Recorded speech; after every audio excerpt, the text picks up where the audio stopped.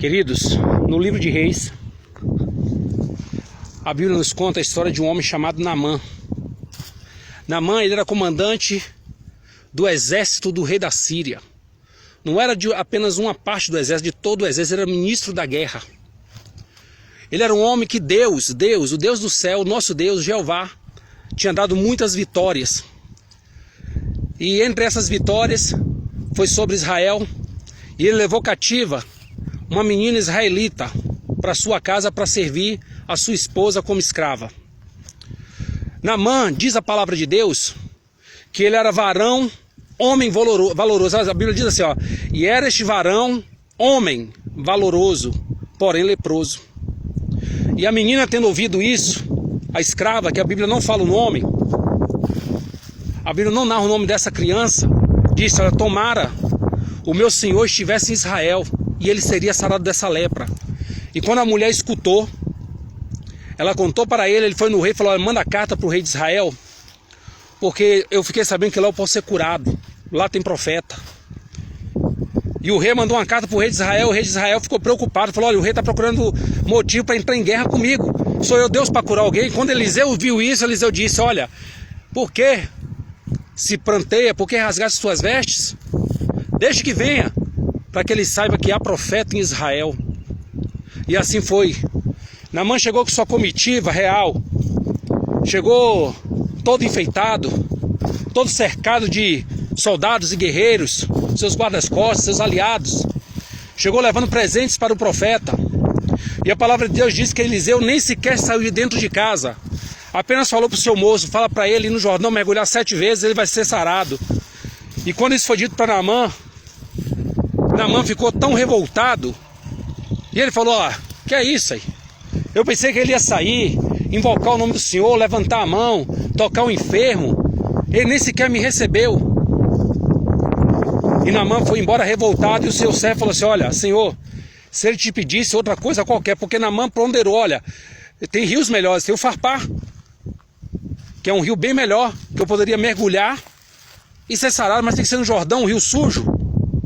E o servo dele falou, Senhor, meu senhor, se ele te pedisse qualquer outra coisa, o senhor não faria? Então Naamã foi no Jordão e mergulhou 7 vezes. E diz a palavra que a pele dele ficou completamente limpa. Meu querido, esse texto ele é muito curioso em vários aspectos. Primeira coisa, meu querido, a Bíblia fala que era Naamã varão, assim, era este varão homem. Ele era um homem. Ele não era um semideus. Naamã era muito poderoso, ele era tratado como um semideus, as pessoas temiam Naamã. As pessoas temiam a mão de Naamã, porque sabia que Deus era com a mão de Naamã, que na mão de ele colocava o pé ele vencia. Mas ele era um homem, como outro homem qualquer. E diz a palavra que era este varão homem valoroso, porém leproso. Debaixo de toda aquela armadura de Naamã, de todo aquele poder bélico a seu favor, sob seu domínio, Naamã tinha uma lepra escondida. Por debaixo da armadura, Naamã era apenas um homem frágil como outro qualquer. Por debaixo da armadura, Naamã era um homem condenado à morte, como todos nós somos condenados à morte. Por debaixo da armadura, Naamã não era nada. Era só um homem leproso. E aí, irmãos, vem essa menina que foi levada cativa, que tinha todo o motivo do mundo para ser revoltada, para desejar a morte de Naamã. Deus sabe lá se Naamã não matou os pais dela. Deus sabe lá se os soldados de Naamã não mataram os pais dela. Deus sabe lá se quando ela foi levada cativa, seus pais não caíram de joelho em terra e choraram. Mas essa menina era serva de Deus. E o servo de Deus, ele passa também por tribulação, porque não há diferença na tribulação não, irmão. A tribulação do ímpio e do servo de Deus é a mesma. A diferença é como você passa pela tribulação. A diferença é como você enxerga a tribulação e como você encara ela. E diz a palavra de Deus, meus queridos, que a esposa de Naamã falou, olha, a menina aqui é escrava. E um detalhe, irmãos, a Bíblia não faz a menor questão de falar o nome da menina. Não faz questão de falar qual a sua descendência. Não fala de que raiz das tribos que ela pertence. Porque, irmãos, Deus não precisa que você seja famoso, que você seja conhecido nos palcos da vida para te usar. Deus precisa apenas que você esteja no lugar certo e à disposição para Ele te usar. Porque diz a palavra de Deus, se estes não clamarem, as pedras clamarão. Então aquela menina estava no lugar certo, no lugar que ela precisava estar, tudo era um projeto de Deus. Ela estava ali cativa, e através desse cativeiro, através dessa prisão, através dessa escravidão que ela foi submetida, Deus usou essa criança, essa jovem, essa menina, para que a glória dele fosse manifesta na terra através do profeta Eliseu. Quantas pessoas, irmãos, estão no trabalho e acham que são escravas, que o salário é pouco, esse salário é pouco demais para eu fazer isso ou aquilo. E aí quando descobre que o patrão está doente, ainda amaldiçoa, é Deus pesando a mão. É Deus tocando nele, que ele é miserável, é ruim. Essa menina não, ela era crente. E era crente pentecostal. Falou, olha, se o meu Senhor está lá em Israel, ele seria curado, porque lá tem profeta. Imagina, irmãos, a cena. Tem gente, irmãos, que só faz as coisas se o nome dele aparecer. Tem gente que só faz as coisas se o nome dele estiver no cartaz, estiver na placa. Ele só faz as coisas se ele for convidado para estar sentado no altar, junto com os outros. Ele só faz as coisas se ele for destaque. Ele tem que ser chefe, ele tem que ser líder. Ele tem que ser o pastor, ele tem que ser o presbítero, ele tem que ser o aparecido. Aquela menina, ninguém sabe o nome dela. E Deus nem fez questão de narrar o nome dela. A única coisa que Deus fez questão de fazer é usar ela para que a glória dele fosse manifesta na terra dos viventes. Aleluias. Queridos, Naamã chegando lá,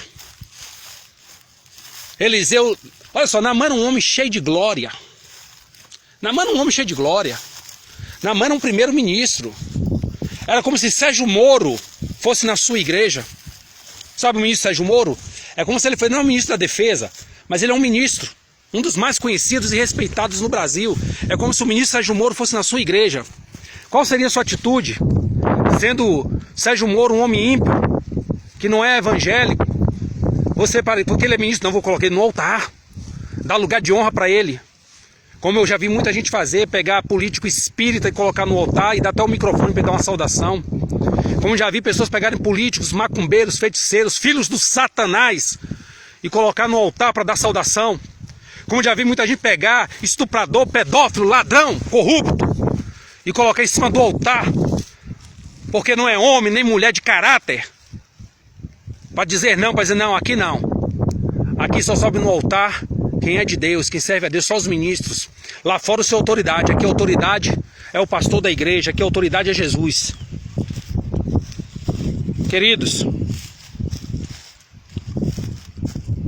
Naamã se sentiu ofendido porque não foi recebido pessoalmente. Naamã se sentiu humilhado porque ele achou que o profeta ia sair, levantar a mão, sapatear, bater tambor, fazer alguma macumba. Mas Eliseu não fez a menor questão, porque Naamã era varão valoroso, era varão, homem valoroso, homem, ele era valoroso, mas antes de ser valoroso ele era homem, como outro qualquer. E um profeta de Deus, irmãos, ele não faz diferença de homem para homem. Um profeta de Deus, ele não tem esse negócio de, sabe de uma coisa? Ele é ministro, ele tem autoridade, eu vou respeitá-lo, ele vai sair na foto comigo, fazer selfie com ele, que é para poder divulgar que eu estive com um grande ministro. Um profeta de Deus não se preocupa com essas coisas não, irmão. Que profeta de Deus, ele é boca de Deus na terra. O negócio do profeta não é igual do sacerdote.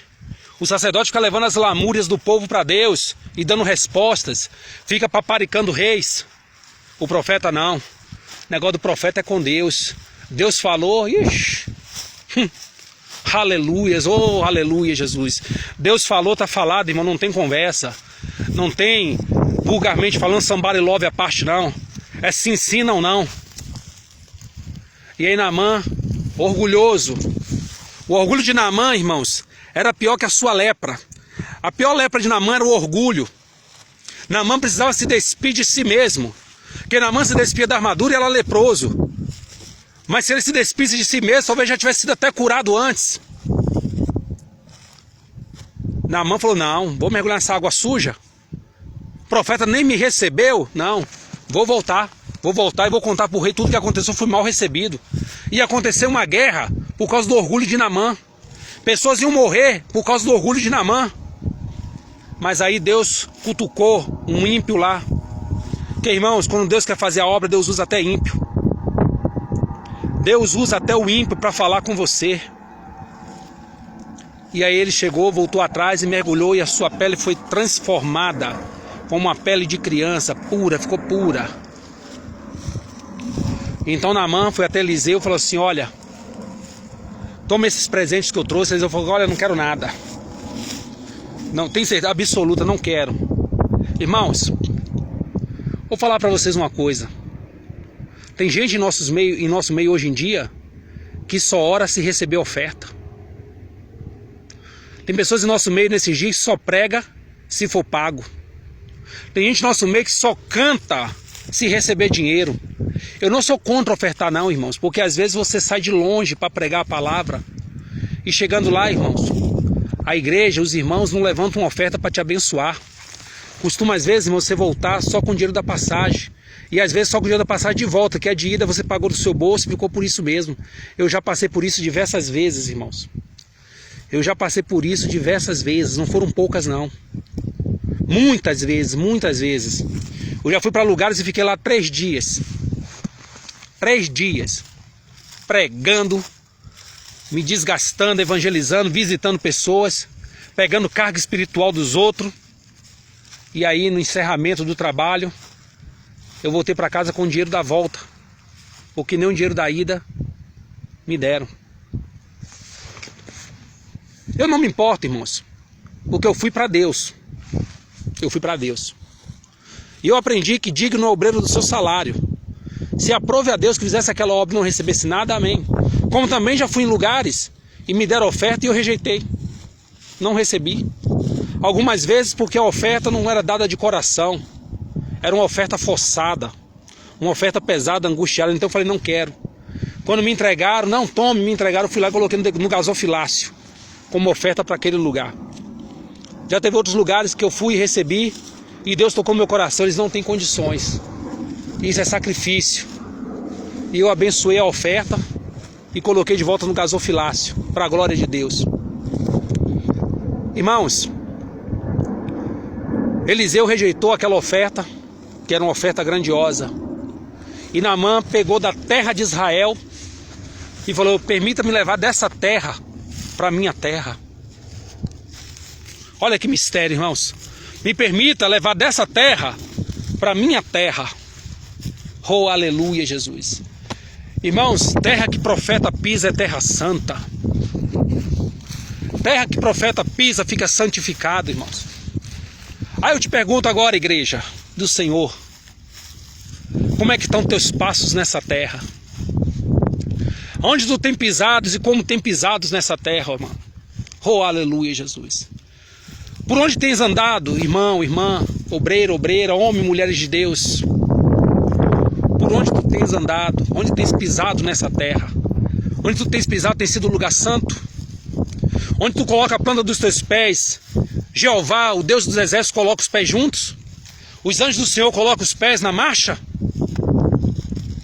Ou quando tu põe o pé no lugar, a única coisa que fica lá é uma pegada humana? Onde tu tem plantado a planta dos teus pés? Tem santificado vidas? Tem salvado almas? Deus tem sido glorificado na terra? As pessoas reconhecem que ali passou um homem, uma mulher de Deus? As pessoas querem te abraçar, não para te cultuar, mas para sentir um pouco mais daquela unção de Deus que está na sua vida? Onde tu tem posto a planta dos teus pés, tem sido um lugar santo?